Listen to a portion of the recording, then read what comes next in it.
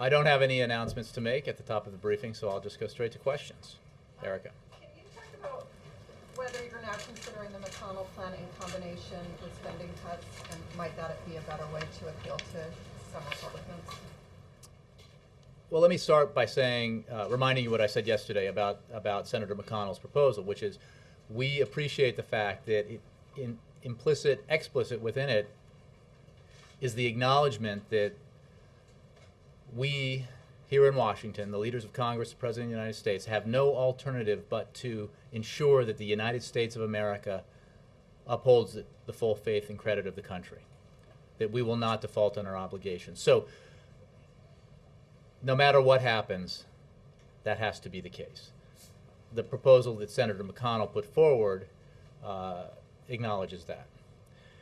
It's not the preferred option that we have. The President remains committed to working towards a bipartisan compromise agreement that significantly reduces the deficit and the long-term debt, addresses some of these major issues that have been before us in Washington for a long time.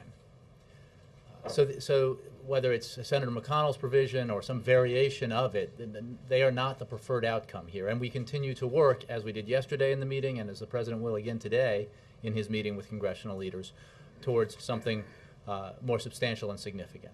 But it is an important recognition of the fact that the United States will not, for the first time in its history, default on its obligations. I mean, given where things stand, is it looking like a better option today than it did yesterday, especially potentially combined with spending cuts that could bring I don't want to characterize that beyond saying that it remains not the preferred option, because I mean, what's important to remember, despite, everything, is that progress has been made. Significant details and proposals have been discussed and put on the table in these negotiations that involve real and substantial reductions in our spending and cuts in the deficit. The President wants that to continue. There is now a foundation upon which we can build to get something even bigger, and in fact something very significant, the so-called grand bargain, if everyone at the table is willing to take the plunge, essentially, and to lead and to compromise. Well, but if that doesn't happen, and if the Republicans move off of their insistence for a one-to-one match between deficit reduction and debt ceiling increase, would the President in that case move off of his insistence on revenue as part of the deal? There's a lot of hypotheticals, and I don't want to draw lines in the sand with regard to things the President may or may not do that may or may not come to pass. The President insists that a substantial agreement that involves substantial deficit reduction has to include all the things that drive our deficits and debt. And it has a balanced approach. That includes cuts in entitlement spending, as well as cuts in discretionary spending, as well as cuts in defense spending, as well as cuts in tax code spending. So what also is true is that I mean, the starting point here that's important to remember is that this President starts from the premise that he shares the concern that a lot of people have about the need to get the deficits under control, our deficits under control. He shares the concern about our long-term debt. He is committed to reducing spending. He believes that we have now in front of us the potential to do something big. The holy grail, if you will, of sort of good government, think tank types, and responsible leaders of both parties in this town for a long time has been, when will the leaders in Washington come together to do something significant and in a comprehensive way that addresses our deficits and our long-term debt? That agreement is right here within reach. It's on the table. You just have to reach for it and grasp it and be willing to compromise to do it. And you know what?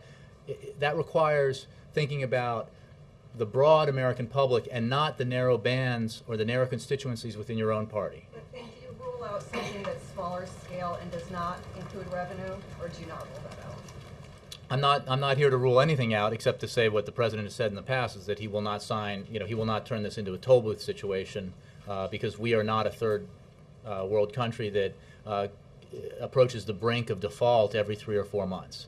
But beyond that, I'm not ruling anything out. Yes? Has there been any consideration of moving the talks to Camp David for this weekend? And related to that, Is there a sense that the current format or the current structure needs some shaking up? The last few days don't seem to have yielded progress, and if anything, the acrimony has increased. Is there a consideration to changing the format? I'm personally partial to Mark Knoller's idea of letting him in there to tweet it out, but you guys may feel differently. To tweet it out, is that what you said? I accept. Because you think the public posturing and that kind of stuff is really where we ought to go to get something done. Transparency and openness is how I put it. Let me address your first question, which is that every meeting we've had so far in this round of negotiations led by the president has occurred in the White House. Every meeting we have planned today and in the coming days is planned for the White House. The possibility that you mentioned is not currently planned. But I'm not, so that's all I have to say about that. And in terms of the structure of the meetings, look, these are the leaders of Congress, and this is the president and the vice president and the secretary of the Treasury and director of OMB, et cetera, et cetera. These are the people who have to, in the end, come to an agreement. And whatever table they sit around in whatever room, it's still the same people who have to do this. And it's important to note that the fact that we have these negotiations and discussions here in the White House in the cabinet room does not preclude, obviously, additional conversations among lawmakers or smaller groups or other interactions that help move things forward. And in terms of, look, I think nobody said this was going to be easy. And in terms of the progress that has been made, I go back to what I was just saying. Progress has been made. It's important to remember that not every member in there, in fact, the majority of the folks in there from Congress, were not participants in the conversations led by the vice president. They were not participants, except for the two men themselves, in the conversations between the Speaker of the House and the President of the United States. And so there was a lot of significant detail that everybody needed to be brought up to speed on. We are now in a situation where our side, the White House, has made clear in a presentation yesterday that there are significant cuts, $1.5 trillion in cuts that everybody can agree on, real and significant. An additional $200 billion in cuts that essentially we believe everybody can agree on. That's $1.7 trillion, significant in and of itself. The president wants more. You know why? Because that significant agreement is right there on the table to be achieved if people are willing to lead and to compromise and not posture and not cater to segments of their own constituency. So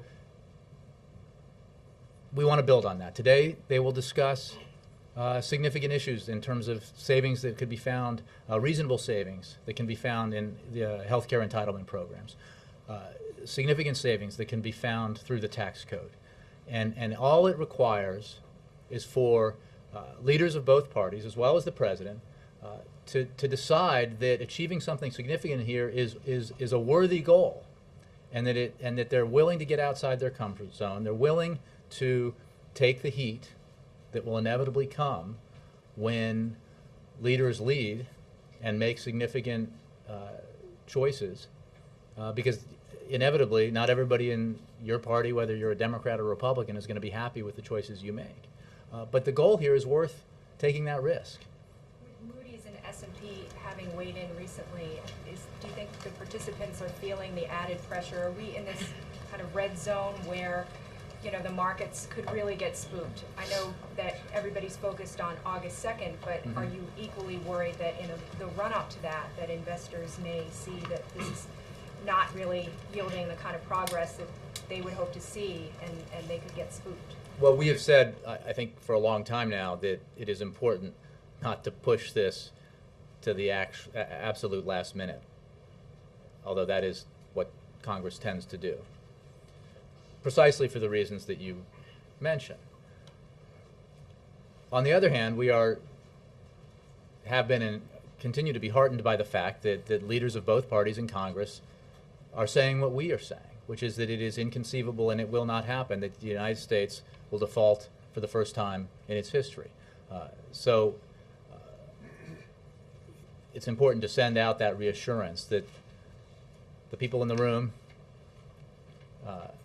all agree on that fundamental principle. And I think that is an important thing to remember, even as we get closer and closer to the deadline. Nevertheless, the clock is ticking. We need to get further down the road here. We need to get to the point where we know whether or not we can achieve a significant compromise, bipartisan compromise on deficit reduction. And if not, then we have to make sure we do the bare minimum, which is not default on our obligations. Jake. The worst case scenario here is a default, right? That is a bad scenario. I'm not sure. I mean, you know, Is it worse? there are things you could anticipate, but Is yes. it worse than voting on the debt ceiling again next year? The uncertainty created by regular votes on whether or not, for the first time, you know, and if you think there are political obstacles. But it had not become. Look, yeah, boy, there were. It's funny that you should mention it because collectively, the Republican negotiators in this room with the president have voted to raise the debt limit 25 times. Speaker of the House has voted 6 times. The majority leader of the House has voted to raise the debt limit 5 times in his career in the House. Senator McConnell has voted to raise the debt limit 8 times. Senator Kyle 6 times. Senator Obama voted against it 1 time. He has made very clear that he now views that as a mistake. My point is, what period? Since 1990. Which is, I don't understand this ultimatum that the president brought into the room with him, that this needs to extend into 2013. Because the kind of atmosphere that's created now that has brought us to the brink of doing something that has never been done before is unlikely to improve in an election year. And we are not, as I said before, the kind of country that wants to or should put in doubt in the global economic market, or raise the question on a regular basis whether or not we're going to default on our obligations. And as Karen just mentioned, we have rating agencies putting us on warning. I mean, this is not good for our economy. So if we do this regularly, you can bet that it will have a negative impact on our economic prospects, on our growth and our job creation, because it creates uncertainty about the economic environment that businesses are operating in. You're comparing it to extending the debt ceiling to 2013. I'm not. I'm comparing it to defaulting, which is worse, because the president is saying, essentially, he would rather have a default than have to vote on this again next year. That doesn't make any sense. He is saying that leaders should lead, and we have to do the right thing here. You can, as a piece of political analysis, have an opinion about it. The president's position is this is not what the United States should do, and he doesn't believe we will do it. And we think we can get to an agreement that's significant. And remember, this is all because of an arbitrary connection that was established between the amount by which Congress would have to raise the debt ceiling and the amount by which we should, I mean, completely unrelated, arbitrary, political and essentially meaningless connection between the two. Okay, so that's Boehner's ultimatum, and I'll ask them about that later. But I'm asking you about the Jake, president's. I've answered the question. We do not think that is the way that this country should operate. The president's made very clear. What the president made clear in the meeting was that he will not. Both are bad. I can't choose which is worse for you. Really, you can't. Default might not be as bad as Jake, voting I've on answered this the next question. year. No, you guys are painting a very cataclysmic Jake. picture that I'm not challenging on how bad a default would be. I don't understand why that is preferable. Because we don't have to get there. We're not going to default, Jake. We're not going to default. I think in the answer to 2 previous questions before I got to you, made clear that no one in the room thinks we're going to default, and the president and the vice president don't think we're going to default. So it's a hypothetical that we don't even have to entertain. Yes, Dan. Yeah, thanks. Does the president believe that it would be easier to reach a deal without House Majority Leader Eric Cantor in the room? The president believes that we have to reach a deal with the leaders of Congress, of both parties. And everyone has to participate and be engaged in that process. And what's important is not, it's that everyone decides to play the role of the leader and to think, again, not just about the constituents in his or her district or state, and not just the constituents who are the most vocal in his or her party, but about the whole country and what's right for the whole country. And the opportunity here, again, this is a prize. This is a prize that has been sought for a long time, and it is an objective that Republicans in particular have made clear is very important. Significant deficit reduction, getting our debt, long-term debt under control, getting our spending under control. Well, here it is. The president is ready to make that deal. He is ready to compromise. He is ready to make tough choices, and he's waiting for partners. So the president doesn't think that Cantor has complicated the process in any way? But I think it's a complicated process. What has to happen is that the leaders of both parties in both houses have to be willing to do the right thing for the country. Not the party, not a narrow band of constituents, but for the country. How does the White House view Friday? I mean, if that's sort of the ultimate date to reach some kind of agreement. No, we've never said that. What the president views Friday as an important moment where we can make an assessment about whether we are moving toward a significant bipartisan agreement on deficit reduction or not. But it is not a day, and if we are moving in that direction, and he sincerely hopes we are, then we will continue towards that goal. But if you're not? If we're not, then we have to begin looking at making sure that we fulfill our obligation to uphold the credit rating of the United States. And how many options are out there that the White House is currently reviewing if there is no significant progress on Friday? I think I don't have a number of options that they're reviewing. But it's more several options. No, look, various people I'm sure are working on various options. We are focused at the White House on the opportunity here that has presented itself, and it doesn't come every day, which is to achieve a significant bipartisan agreement that reduces spending, cuts the deficit, and does it in a balanced way that will help our economy grow and create jobs. That's the president's focus. Hey. Jake, Boehner's office says that obviously revenues is on the agenda today, but they say what's on the agenda is net neutral revenues, which I take to mean that they're not going to. Is that an internet thing? No, it's not actually. I think they're borrowing the expression. But net neutral revenues, meaning it's not going to do anything to deficits or debts. It's going to be neutral. Is that the president's understanding? Well, what we will discuss today, as I said, is some of these difficult issues that could help us reach a significant package if people are willing to compromise, and that includes getting savings out of health care entitlements in a reasonable way that protects beneficiaries, that strengthens the programs involved, and ways that we can find savings in our tax code. Now, there are a variety of different ways to skin this cat, and I'm not going to. I'm sure people will come to the table with positions about what they believe is the right thing to do, and obviously we will too. And then from that point, negotiations hopefully will ensue. At the briefing last night, there were some who felt that in the White House who felt there could actually be the kind of breakthrough today that would put this thing on a path to the big deal. Let it be so. What reason do you have to be that optimistic, given how contentious? Well, I don't think I'm not sure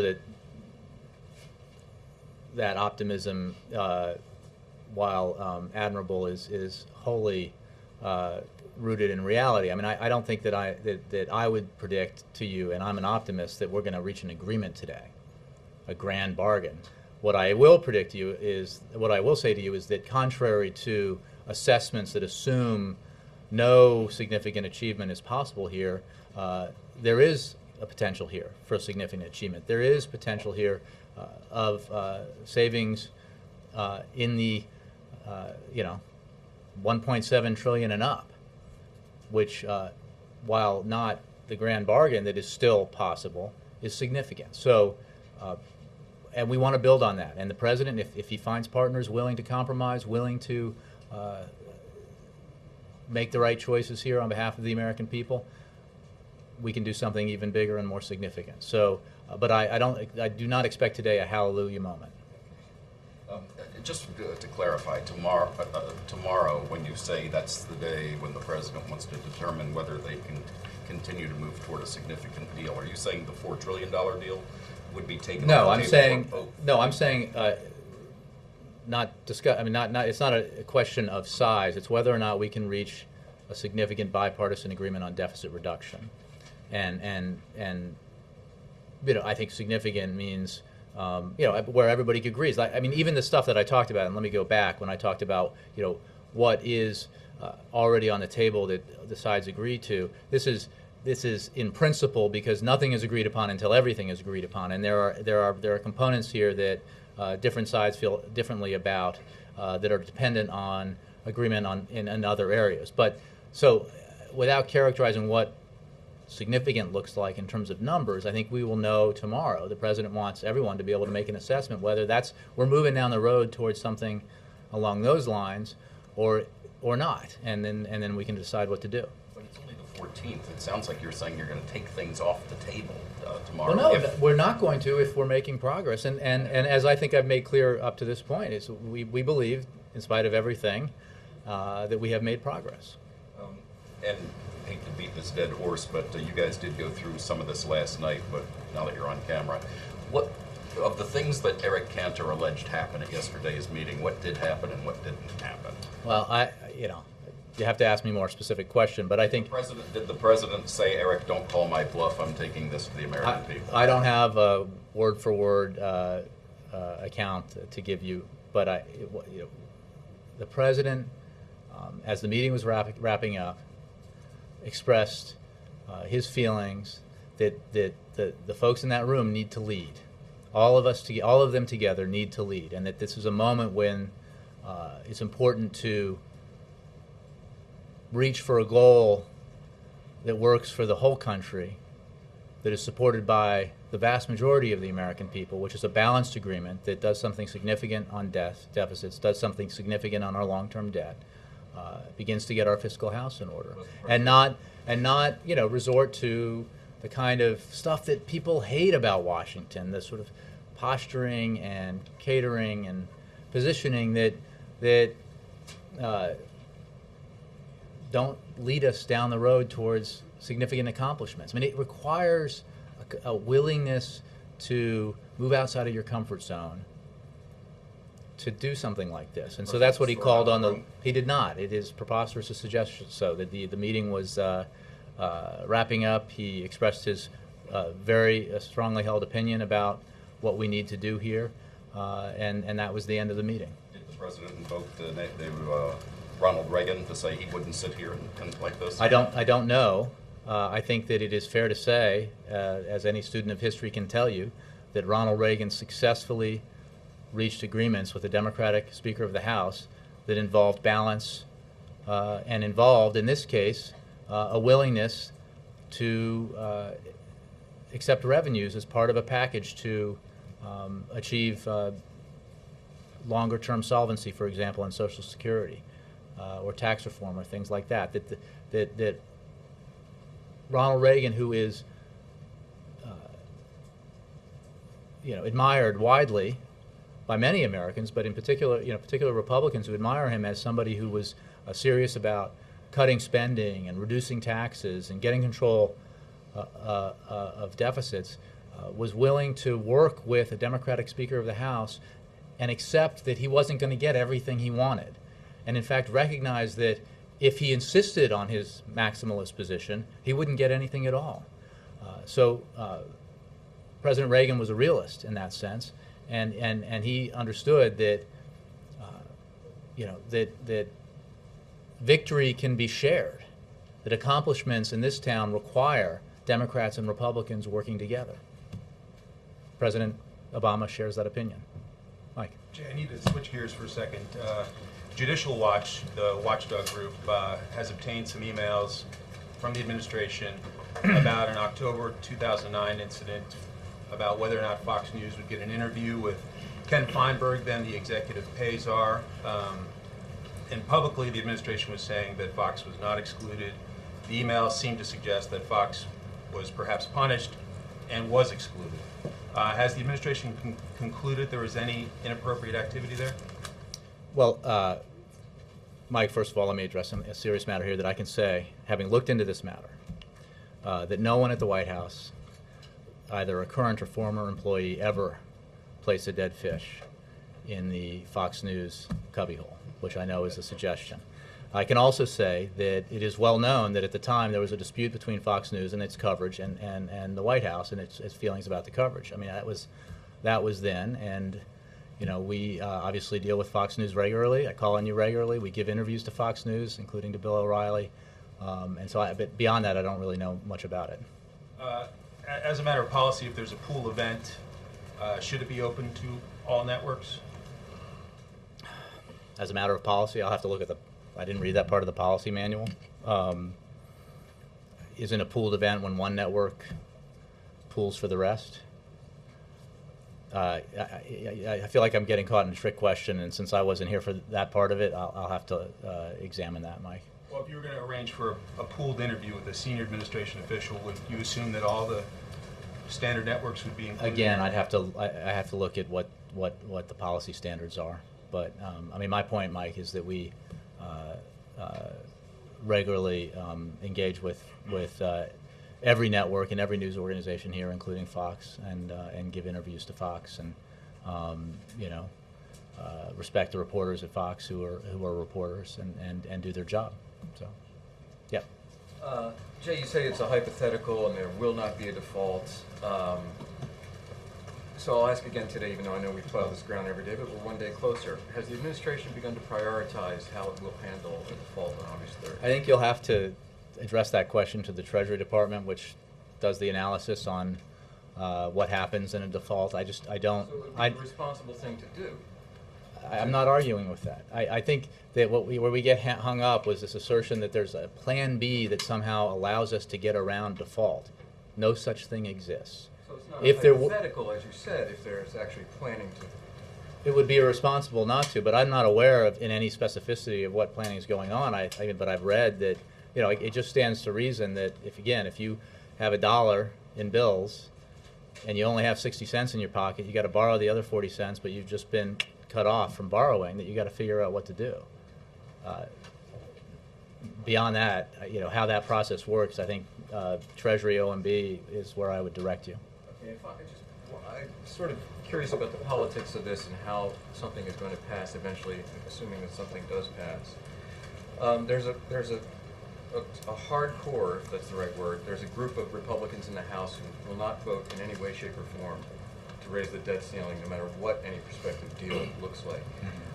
Inside these rooms, are these people taken into consideration, or are they largely taking themselves out of consideration by adopting that position? Well, in the room we have leaders of both houses of Congress, including of the House of Representatives, where I think some of the folks that you're talking about reside. You know, the leaders in that room take that into account. They know that the need for the United States to pay its bills and fulfill its obligations is a national priority. It is not a Democratic priority or a Republican priority, and it is, in fact. I mean, I think that when you talk about those members who seem to think that there is little consequence to the prospect of defaulting, you know, despite all the significant evidence to the contrary, that they need to think twice about, you know, what goals are they looking to achieve here? Because remember, raising the debt ceiling is simply a mechanism by which Congress is allowed to borrow the money to pay the bills that it ran up already. You know, this is not, we're not talking about new spending here. We're talking about spending that was run up, and we're talking about our national debt, spending that was run up disproportionately prior to this administration coming into office. So this is a shared responsibility, and I am confident that it will be viewed that way and is viewed that way by the American people. Laura. Does the White House see any value in getting out of the confines of this building and to a place like Camp David to have these I personally conversations? do, but I'd like to get out more often. But I don't know. Does the administration as a whole see a value in getting? Does the people in the White House who are running these deficit talks see a value? Well, the meetings have been held in the White House, so I think we feel that it's a nice building with some nice rooms and comfortable chairs and a table, and it's a perfectly suitable place to have the meeting. I mean, you're asking me, in theory, would it also be that could these meetings be held in other places? I suppose in theory they could be, but I'm if asking we if felt they're like they in- should be, I think we'd be there. My question is, maybe I should put it this way, what value does it bring to having a meeting in a different alternate setting? Who said we're perhaps it's having a worth- meeting in an I didn't alternate say you setting? were. I don't know. This sounds like a question you could ask like a management training seminar organizer. I mean, what value does it have? I mean, we're holding the meetings So here. what is it? That's the question. But based on what? We're having the meetings here. I see value in having the meeting down the hall from my office and the president's office, and so that as a matter of convenience, that works for me. So, and I think that that Congress is just up the road here. That's pretty convenient. So, I'm not sure what you're asking. Besides convenience. Laura, ask me a question that makes sense and I can answer. I didn't mean. I apologize. Ask me a question that relates to the what we're doing here. I mean, if you're asking me, are we going to another location? We have no plans to do that.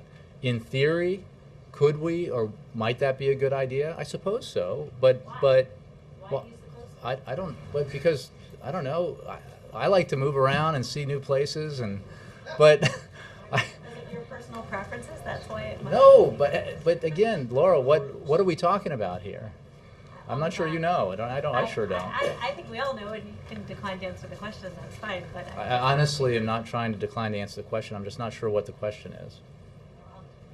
Because it's been reported that we're considering something. I've made clear that we're here. The only meetings we have scheduled are here, so it's like an alternate universe question.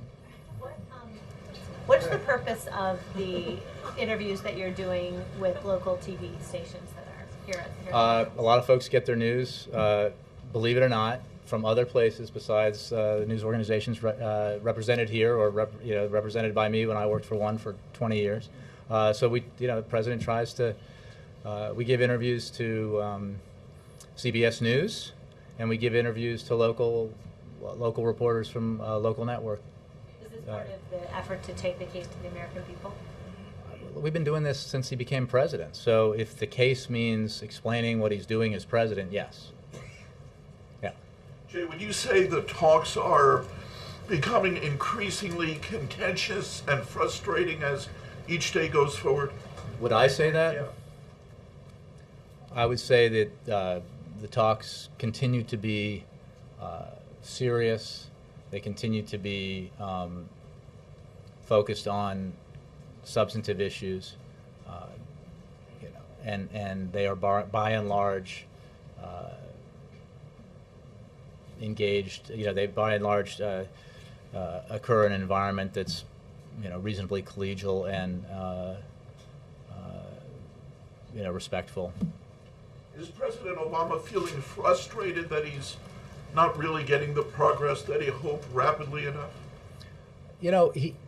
He's not, and because again, I think there is more progress than is necessarily perceived on the outside, and I'm not. I understand that this is hard stuff, and participants in the meeting come out and talk about the disagreements, but it's also important to remember that there are areas of agreement and there are areas of overlap where we can reduce spending and build upon that to do something even more significant.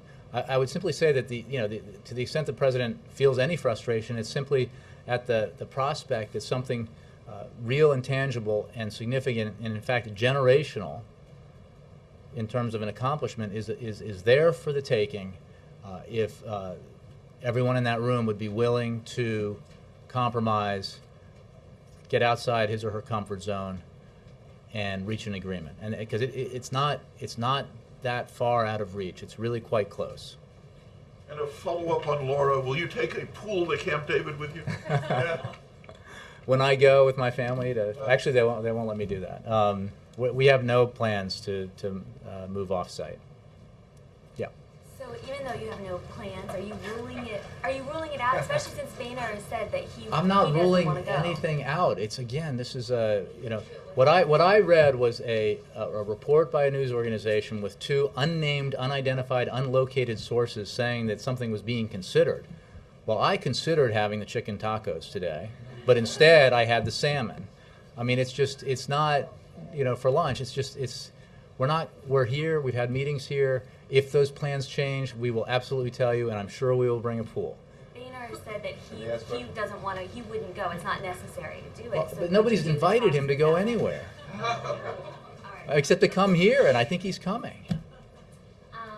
Is July 22nd still? Can you explain where that falls? That was originally your deadline. Is that to get a deal with that? I think I've explained a few times from here, the July 22nd date was a loose date, judgment made based on the need for Congress to do the things that it does, to produce legislation, and working back from the August 2nd date. So generally speaking, the clock is ticking, and we're getting closer and closer to August 2nd, and there is a point before August 2nd, after which it becomes really hard for Congress to move legislation through both houses. So again, it's not July 22nd is not it's not similar to the August 2nd date, which is reached by careful analysis and numbers crunching and all that sort of thing. This is more an observation about how Congress works. At one of these background briefings, though, we learned that 80% of the deal would have to be reached by July 22nd. At least, a big portion of the deal would have to be reached by that point. Is that correct? I suppose. I think these are 80% is probably a loose figure. July 22nd is a rough estimate. We've talked about already today the need for participants in these meetings to make an assessment tomorrow whether or not we are moving towards a significant bipartisan compromise on deficit reduction, and that's tomorrow, July 15th. So, there are milestones along the way here because we only have so many days between now and August 2nd. To decide whether we are going to press forward and achieve a significant deficit reduction deal or not. Because what will happen regardless is Congress will raise the debt ceiling. We will not default on our obligations. We take the leaders at their words and believe them when they say that they understand the impact of default would be quite serious. And one final thing, the EU is drawing up a second rescue package for Greece. How often is the president getting briefed on the situation in Greece, and how concerned is he about the impact? Well, I don't have beyond saying regularly. I mean, he is briefed on it and brought up to date on it. As you know, I mean, our view of this has not changed, which is that Europe has within its capacity, and the institutions like the IMF have within their capacity the ability to deal with this situation, and we think they will. Is he getting daily updates? Well, he gets daily economic briefings, both on paper and verbally, and I'm sure he is updated as necessary on that situation. Can I just follow? I'll get to you. Christy? If, Sorry, you weren't. Scott, sorry, no, you're good. Jackie? Then I'll get just to you. quickly, do you expect meetings this weekend like we've had each day this week? Hard to say. I think that if we are moving towards an agreement, that we can expect to continue working through the weekend. But I don't have a schedule to announce. Since beyond that, there'll just be 2 weeks before August 2nd. What do you see? What's the thinking here as to what the process would be that you would, having made a decision tomorrow to fish or cut bait, you would work through the weekend, have something that could start being put into... Well, look, I think regardless of the assessment that's made tomorrow about which direction we're going in, that people will continue to work through the weekend for precisely the reason that you're suggesting, which is that there's not a lot of time here with regards to the need to raise the debt ceiling. Now, what form that work will take, we haven't made determinations yet about meetings, but I'm sure that the folks with the calculators at the very least will be working through the weekend regardless. Chrissy. On the Moody's release yesterday, if the president were able to get a deal that had the agreed cuts in it, 1 or 1.5 trillion, would that be sufficient to retain the stable outlook? Well, I don't even know the answer to that question. I mean, that would be obviously up to the rating agencies. And I'm not, what I don't want to engage in, even though I wanted to make clear the substantive, significant, real, irrefutably consequential cuts that the White House has been made clear it is willing to accept. I am not at all willing to say, we want to stop here, or we'll be satisfied with this, or I'm not drawing any of those lines in the sand. The president wants to continue working towards the most significant package possible that's balanced and ensures that the sacrifice here is shared. And how the ratings agencies will react to that, I can't tell you. The analysis that Secretary Geithner is doing in the meeting. Not that I'm aware of. I mean, he sometimes speaks a language I don't understand. So.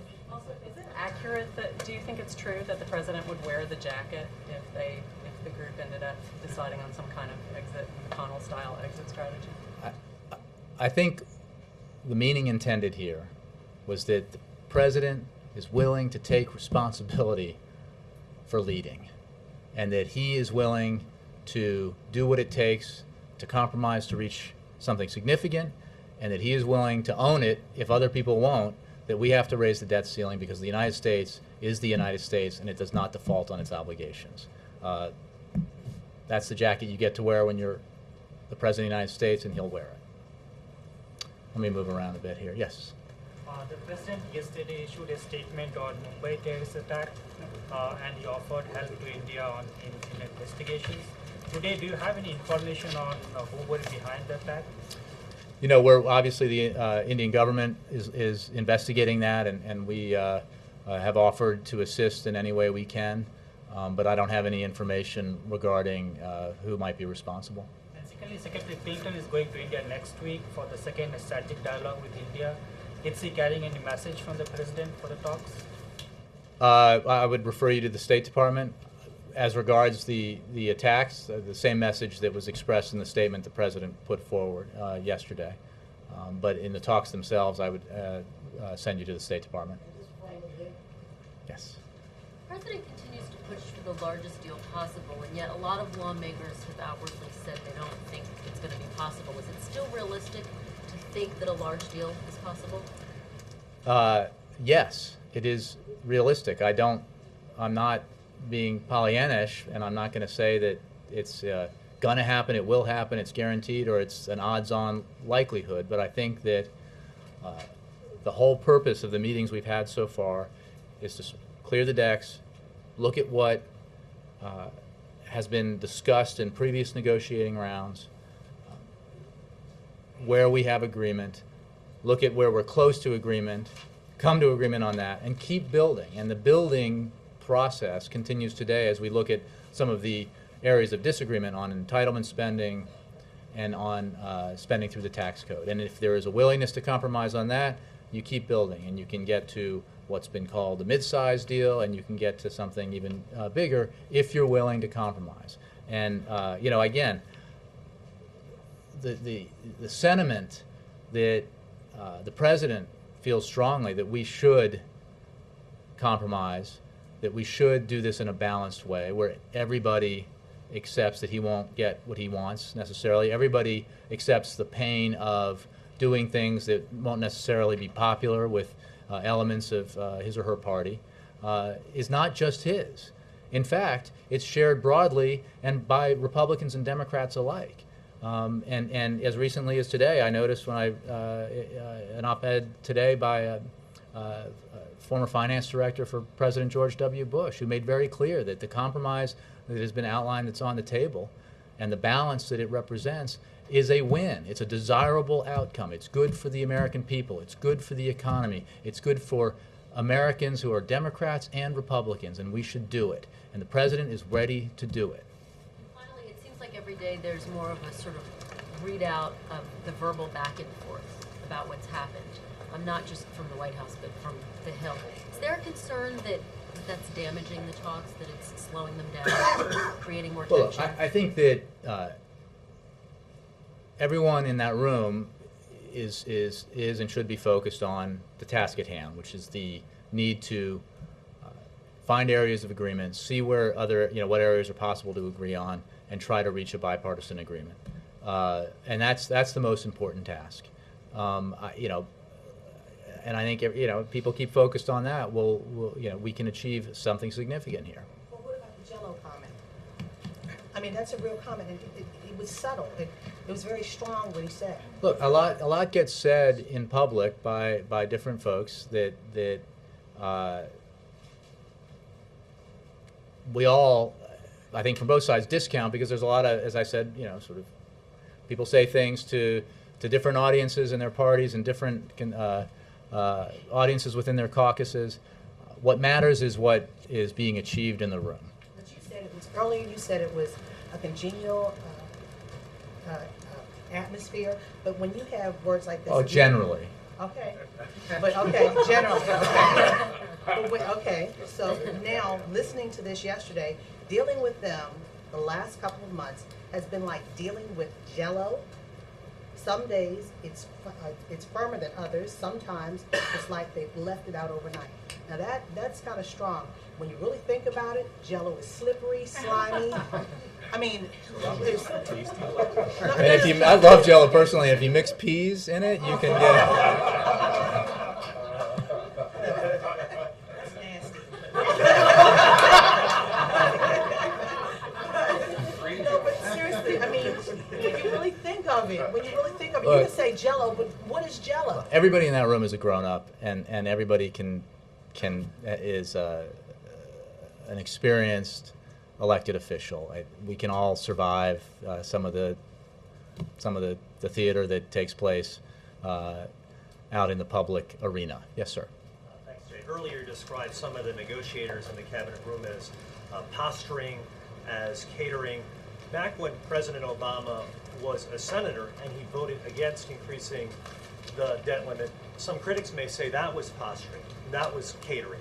How would you describe that? Well, I would certainly say what the president has said, and which I've said from here, which is he now views that as a mistake, because it's an important vote. No matter how you feel about the administration's policies, you need to recognize that the United States of America cannot default on its obligations. The consequences would be calamitous, and he has said that vote was a mistake. I think that's, you don't get that kind of candor very often. He said it was a mistake, and he wouldn't take that vote again. Why is it not difficult? I'm not saying it's not. No, why is it not difficult then, as you say, to lead for the president having made that mistake? Why is it not difficult for the president to lead having taken that vote when he was a U.S. Senator? I'm not sure I understand. I think that acknowledging that he thinks that vote was a mistake is explicitly a recognition that this is something too important to mess around with. When we're talking about the debt ceiling, and the President's made very clear that what is required of our leaders is a willingness to accept the fact that in a democracy, in a two-party system, in a divided government, you don't get everything that you want, and you don't get everything that your most ardent supporters wish you could in an ideal world. You have to make compromises. You have to do what the broad swath of the middle and the American population expects you to do, which is work together to get things done. The kind of stuff that happens when people talk past each other and position themselves for political advantage in some small arena is stasis and gridlock, and that's what drives Americans crazy. This president's willing to get outside, well outside his comfort zone, to get something done, something significant that people have talked about needing to be done for a long time, to address the spending that we have, which I think it's important that everybody understands has been a long time building in terms of deficits and debt. 2001, January 2001, there were surpluses as far as the eye could see. A lot of credit has been rung up since then, and the president's willing to deal with that, to take responsibility for the need to solve that problem, and he expects others to as well. Thanks, Jay. Thanks very much.